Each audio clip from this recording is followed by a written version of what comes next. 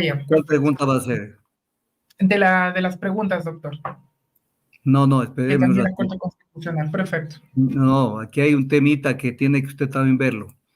La Ya. guerra interna, la famosa guerra interna, lo vuelvo a decir, la famosa guerra interna.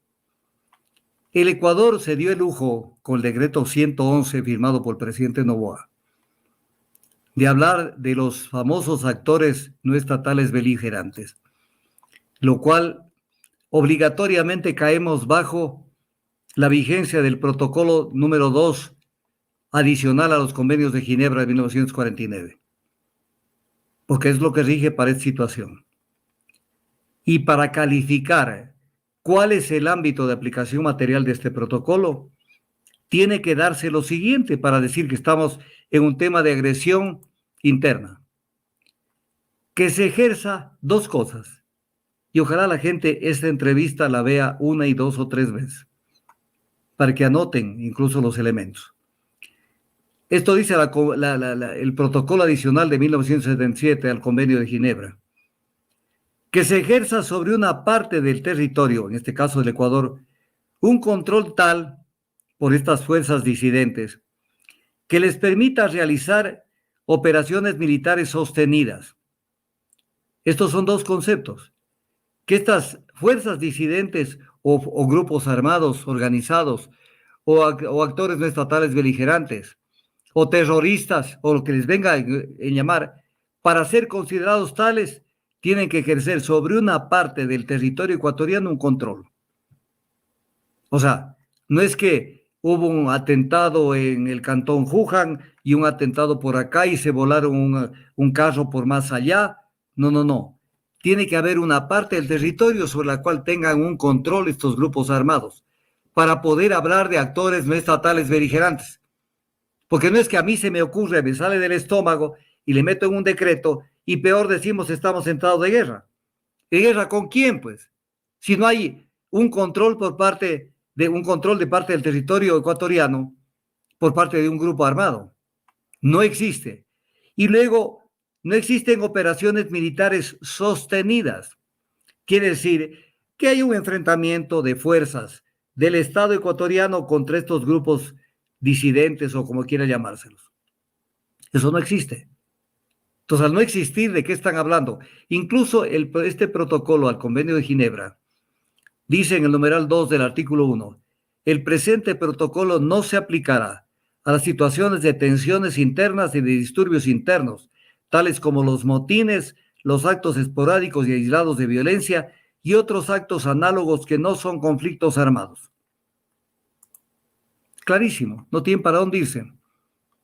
Y el presidente invoca en el decreto 111, invoca la resolución 2482 del Consejo de Seguridad de la ONU y solamente invoca el numeral 15 y el literal B, en donde incluso, y esto lo pueden ver cualquier persona que entre a la página web de la presidencia y vaya a la parte de decretos y capture el decreto 111.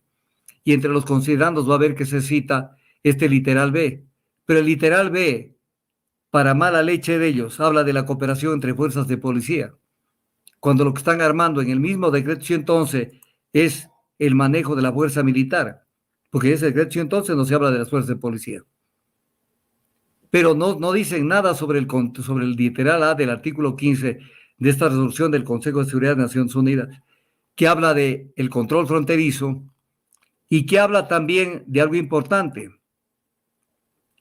que se insta a los estados que tengan en cuenta los efectos que pueden tener las medidas antiterroristas en las actividades de carácter exclusivamente humanitario y etc. cosas, y que se cumplan con la obligación en virtud del derecho internacional, incluido el derecho internacional humanitario, el derecho internacional de los derechos humanos y el derecho internacional de los refugiados. O sea, si a usted se le ocurre aplicar este tema de los actores estatales no beligerantes, automáticamente tienen que aplicar el derecho internacional humanitario, el derecho internacional de derechos humanos y el derecho internacional de refugiados.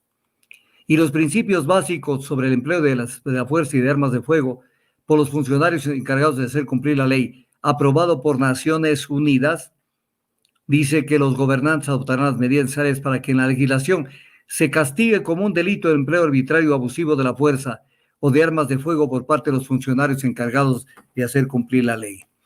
Y que no se podrá invocar circunstancias excepcionales, tales como la inestabilidad política interna o cualquier otra situación pública de emergencia para justificar el quebrantamiento de estos principios básicos. Entonces, esto es importante, pero además yo quiero decirles esto a las Fuerzas Armadas, más que a las Fuerzas Armadas, al personal de las Fuerzas Armadas.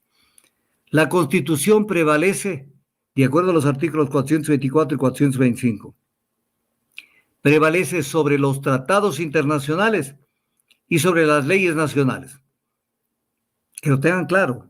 No es que el tratado prevalece sobre la Constitución, ni que las leyes prevalecen sobre la Constitución. La Constitución prevalece sobre los tratados y sobre las leyes. Y el 424 de la Constitución dice que si alguna norma inferior va en contra de la Constitución, carece de eficacia jurídica. Así es que no crean que tienen un paraguas.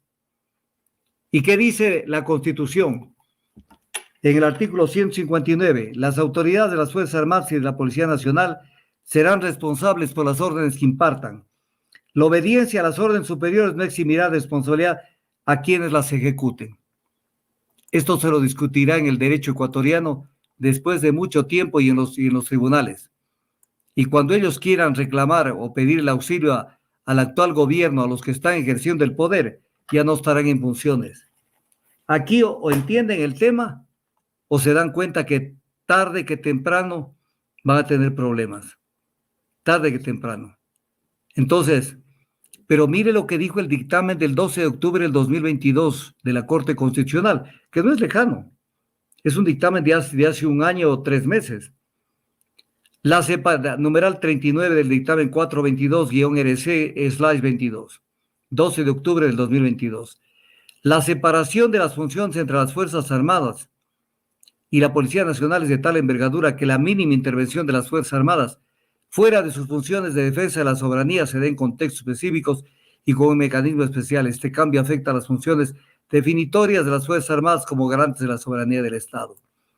¿Serían las Fuerzas Armadas garantes de la soberanía del Estado, permitiendo que vengan los militares norteamericanos a hacerse cargo del rol de las Fuerzas Armadas? O sea, por favor, ¿de qué estamos hablando? Esto es mi querido Jairo.